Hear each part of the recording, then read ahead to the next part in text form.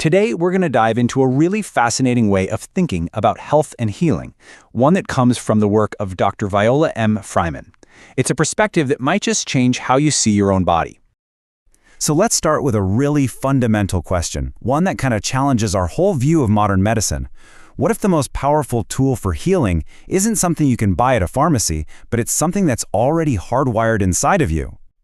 Okay, so on the left here, you've got the approach that most of us know, right? You get a headache, you take a painkiller. You get an infection, you grab an antibiotic. It's all about finding a problem and hitting it with a solution. But look at the osteopathic philosophy on the right. It completely flips that on its head. Instead of just trying to shut the symptom up, it asks a much deeper question. Why is that symptom even there to begin with? And, this isn't just a small tweak in how you do things. It's a totally different way of looking at medicine. This philosophy really came from the founder of osteopathy, Dr. Andrew Taylor Still. He was the one who started questioning this whole symptom-focused approach. I mean, think about it. We get an infection. What do? We attack the bacteria. We're congested. We take something to dry it all up. The whole model is basically built on fighting the symptoms of the problem. But Dr. Still, he asked a different question. He wanted to know, what's the actual cause behind all these effects? So how did Dr. Still suggest we find that cause? Well, he came up with 3 core concepts that for his time were absolutely radical. Let's dig into the first one, because honestly, it's a total game changer. So here it is, the first and maybe the most important idea of all. Your body is designed to heal itself. It has its own built-in repair kit. Now that might sound kind of obvious, but in a world where we're always looking for an external fix, this was a massive shift in thinking. It's a power we seriously underestimate. And Dr. Fryman had this brilliant, super simple way of explaining it. A cut on your finger. Think about it. A doctor can clean it, stitch it up, put a bandage on it, but they can't make it heal. That incredible, mind-bogglingly complex process of knitting all that tissue back together, that comes entirely from a healing force that's already inside the patient. And this just completely reframes the role of the doctor, doesn't it? They're not the star of the show. The body is. Their job becomes more like, a really good plumber. They're there to find the kink in the hose, to get rid of the blockage, and then just let the body's own powerful healing system do what it does best. Okay, so if the body has this amazing ability to heal itself, how does that actually work? Well, the next 2 concepts really drive home that it's not about fixing one little piece here and there. It's about seeing the body as one single, deeply interconnected system. So the second big idea is that the human body isn't just a bag of spare parts. It's one dynamic unit. And the third idea flows right from that. Structure and function are basically 2 sides of the same coin.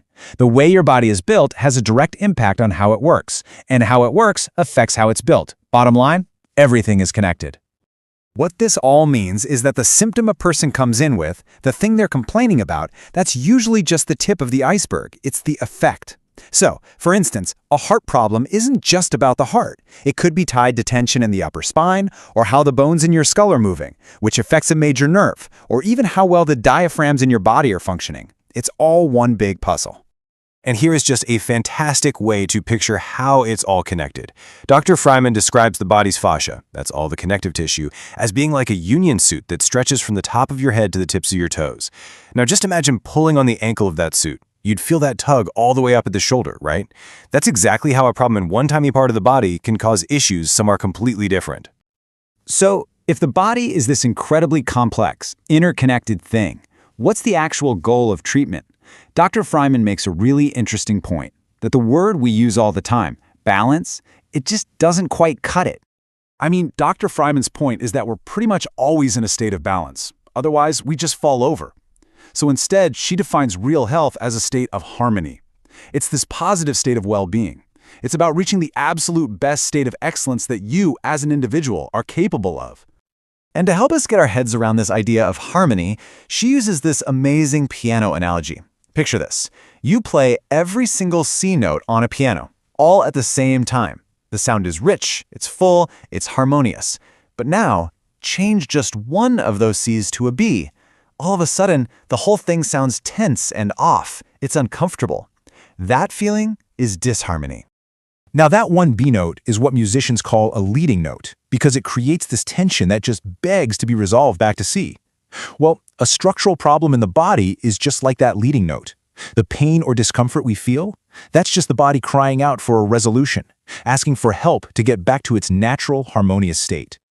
And this idea that our discomfort is actually the body trying to find harmony again, it changes everything. It means that getting sick isn't just some random event. It could be a story, a piece of a personal history that the body itself is trying to tell us. Yeah, this whole philosophy really pushes back on the idea that disease is just bad luck, a random catastrophe. It makes us ask deeper questions, like, why did this happen to this person right now? What is its purpose in the story of their life? And this is such a powerful thought. A really skilled practitioner, just by using their hands, can literally feel the history that's stored in the body's tissues. They might feel the lasting effects of a difficult birth, or a fall you took as a kid and totally forgot about, a car wreck, or even the physical mark of some deep emotional trauma. The body, from this point of view, remembers absolutely everything. So if the body holds the story and it also knows how to heal, what's left for the physician to do? The answer is actually really profound.